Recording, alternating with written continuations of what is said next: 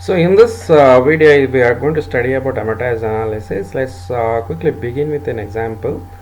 Let's say that I have an algorithm which does one of the following operations on the stack, but the algorithm began with an empty stack, right? So we either do a push operation in which we push an element into the stack, or we have a multi-pop operation which takes a parameter k and pops k elements from the top of the stack, right? So if the number of elements in the stack is less than k, then it will pop everything out. If the number of elements in the stack is greater than k, then it will pop the topmost k elements out of the stack. So our algorithm does n number of operations, such operations. So these push and multi-pop can happen in any order. So we are interested in trying to understand what is the complexity of this algorithm if see if our algorithm does n such number of operations. So one sequence of operation could be, first I could push n minus 1 elements into the stack, and the last operation I might just pop out everything, right? So one multi-pop operation takes k number of operations, so this k can be added as n minus 1. So the multi-pop operation can be odd ranks, right? So the way we have been trying to analyze the algorithm is that if there are n operations, and we always charge the costliest operation to each of these operations. So one of the operation can be odd n. So if I do odd n such number of operations, then the complexity of the algorithm is odd n square. There is nothing wrong in saying that it's odd n square, which only means that the total number of operations done by the algorithm is at most n square.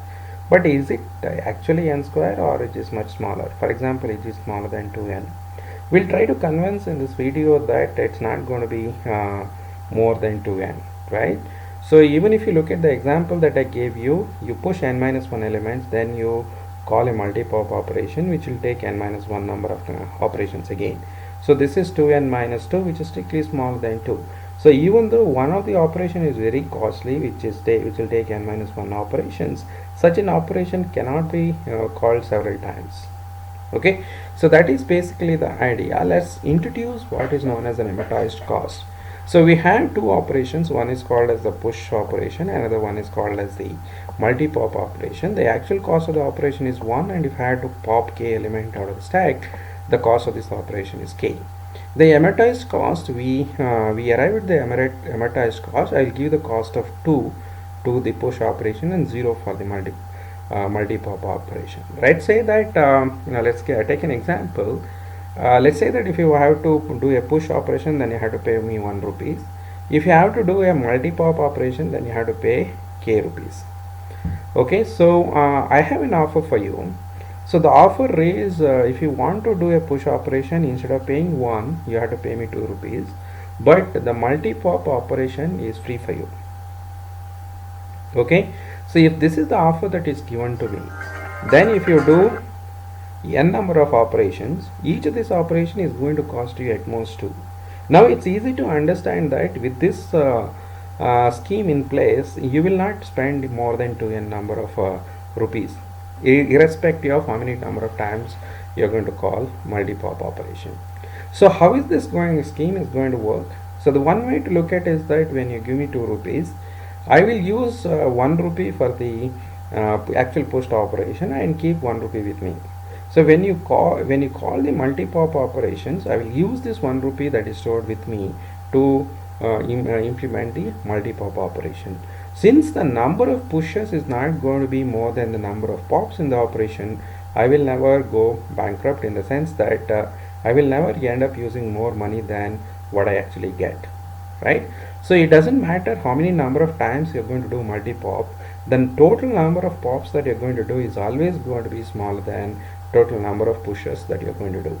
So the total number of the total complexity of the total number of pops that you're going to do is always going to be smaller than or equal to number of pushes that you do, but the number of pushes is always going to be at most n, right? So if all the operations are pushed, then you're going to do at most n number of operations.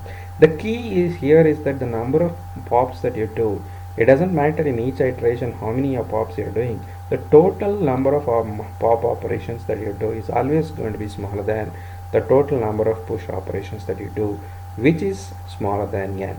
So the total complexity of this algorithm is n plus n, which is 2n, right?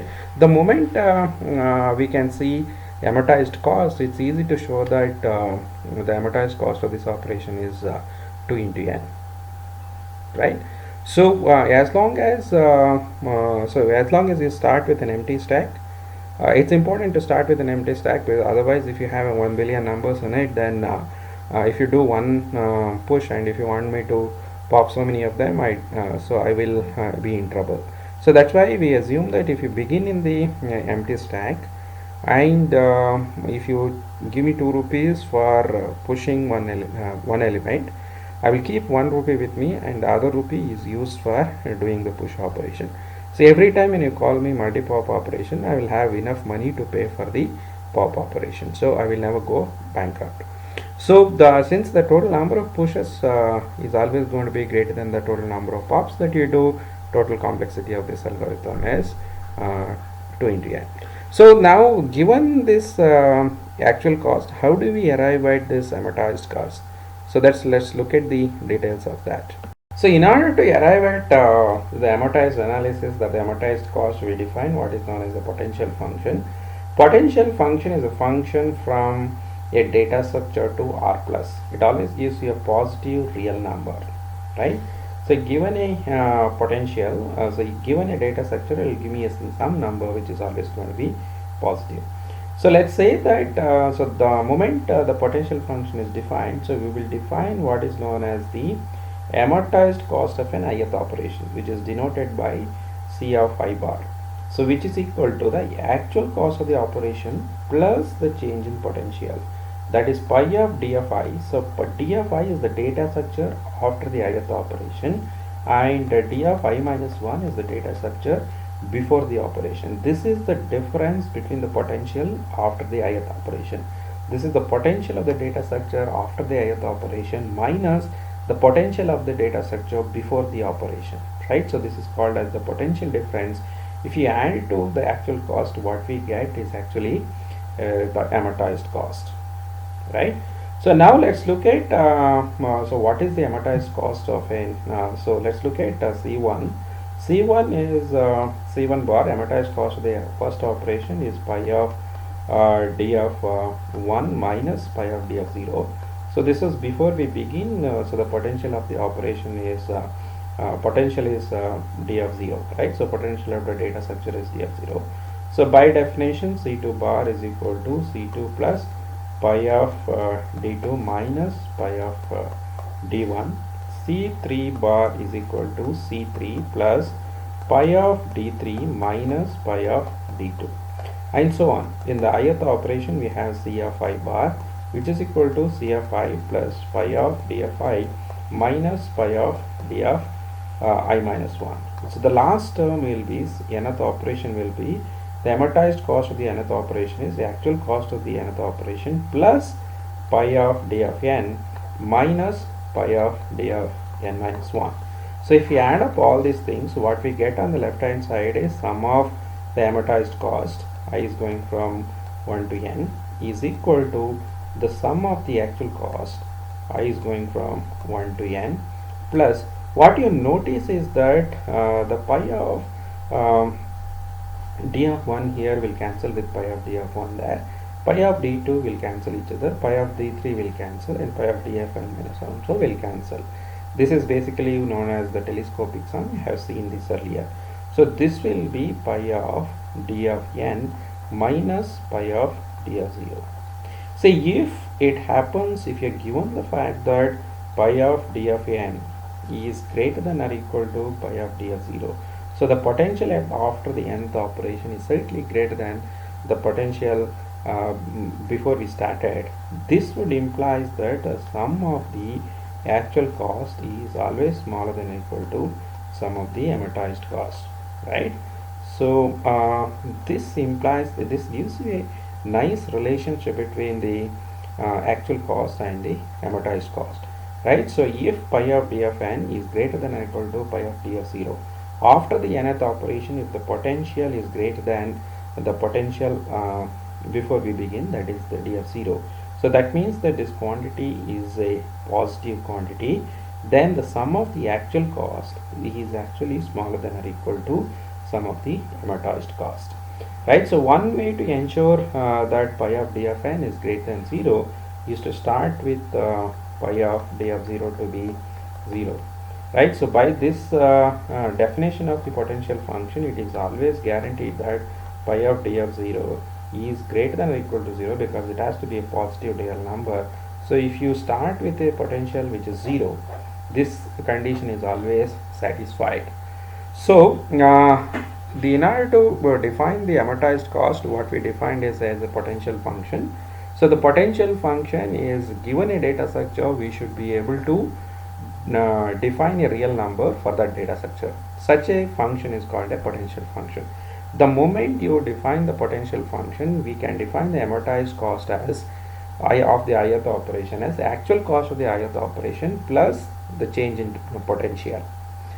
So if the moment we define the change in potential, if we add up all these things, if pi of d of n is greater than or equal to pi of d of 0, the sum of the actual cost is going to be smaller than or equal to sum of the amortized cost.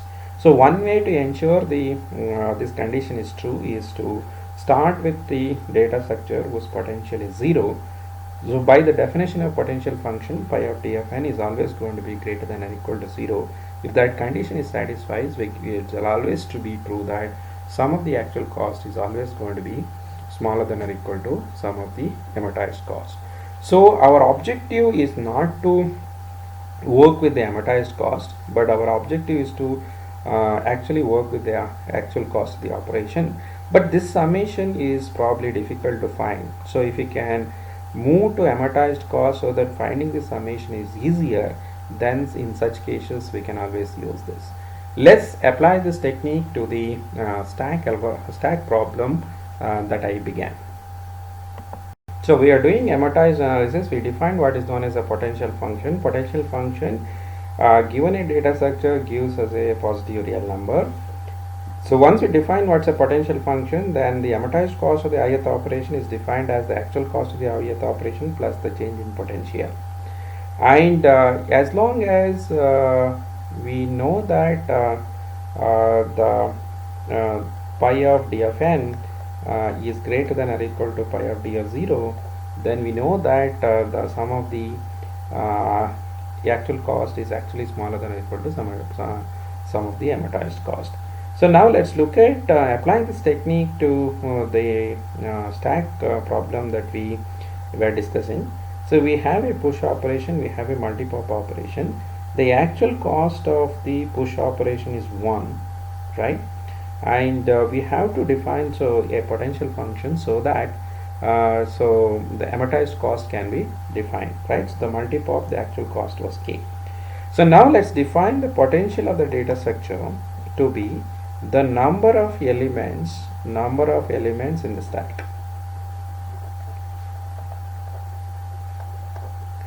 So before we began, we said that the stack was empty. So before we began anything, pi of d of 0 is 0. So the number of elements in the stack was 0. Now let's look at the ith operation. If the ith operation happens to be push, then the actual cost of the operation is 1 plus the change in potential. When you add an element, push actually adds one element into the stack. So because of push, the number of elements in the stack will increase by 1.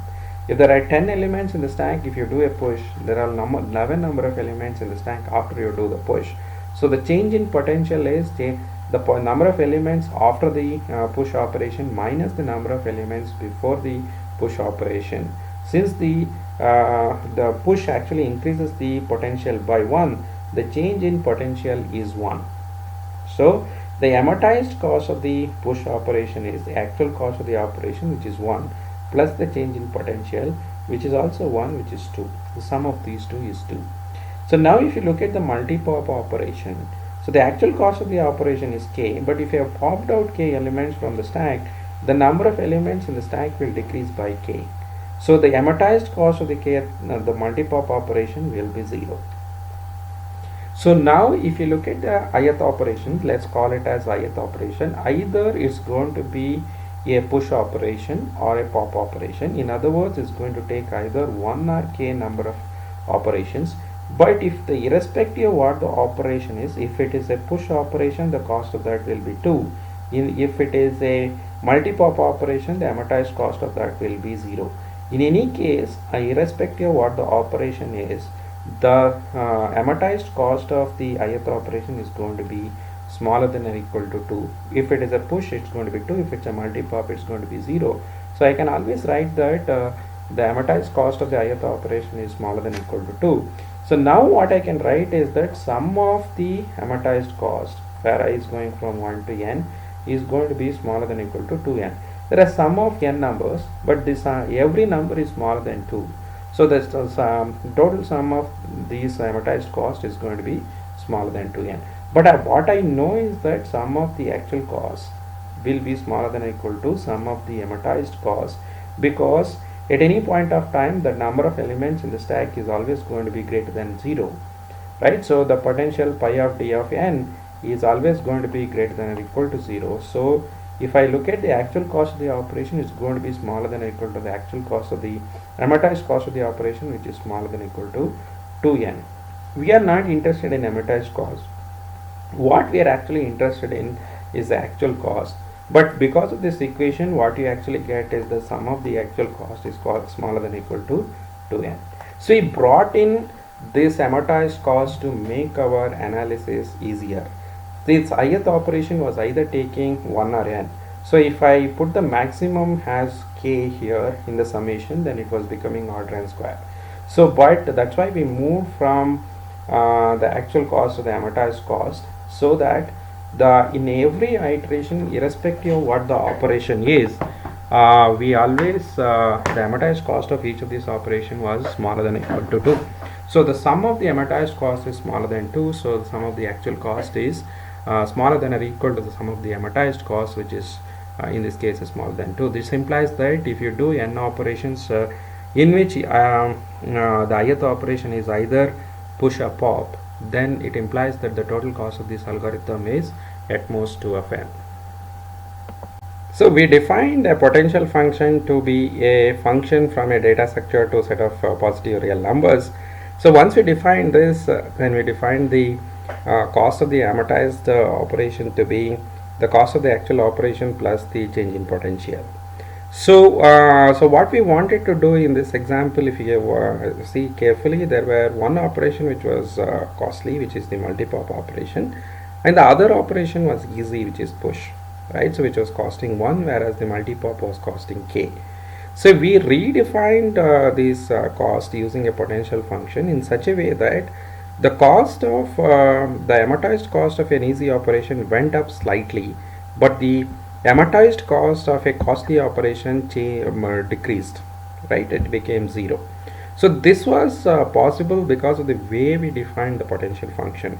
So the potential function should be defined in such a way that if you do a easy operation, the cost can increase slightly, but when I do a costly operation, the potential should decrease considerably to cancel for the actual cost of the operation, right? So if you can define a potential function in such a way that when the potential decreases, when we do a costly operation, the potential need to decrease considerably to compensate for the costly operation that we are doing, right? So at the same time, so the potential when we do an easy operation is allowed to increase slightly, but it should not increase considerably. In that case, the amortized cost of an easy operation becomes too large, then so we will not have nice properties. In the case of a stack, what happened is that the 1 became 2 and k became 0. It doesn't matter how many multi-pop operations that you're doing, amortized cost of all these operations is 0.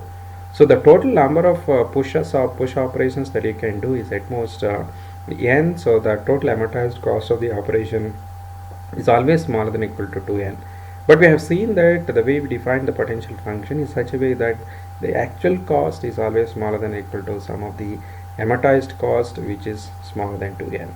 Remember that we are not interested in amortized cost. What we are actually interested in is the sum of the actual cost. So the sum of the actual cost is smaller than or equal to sum of the amortized cost, which is easy to compute and bound by 2n, right? So the sum of the actual cost, it's actually the actual cost. Each of these operations, some of them can be costly, but some of them can be easy. But the total sum is smaller than 2n, right? So that's what we are trying to say. Let's see more examples of how to use this potential function to define the amortized cost of some of these operations.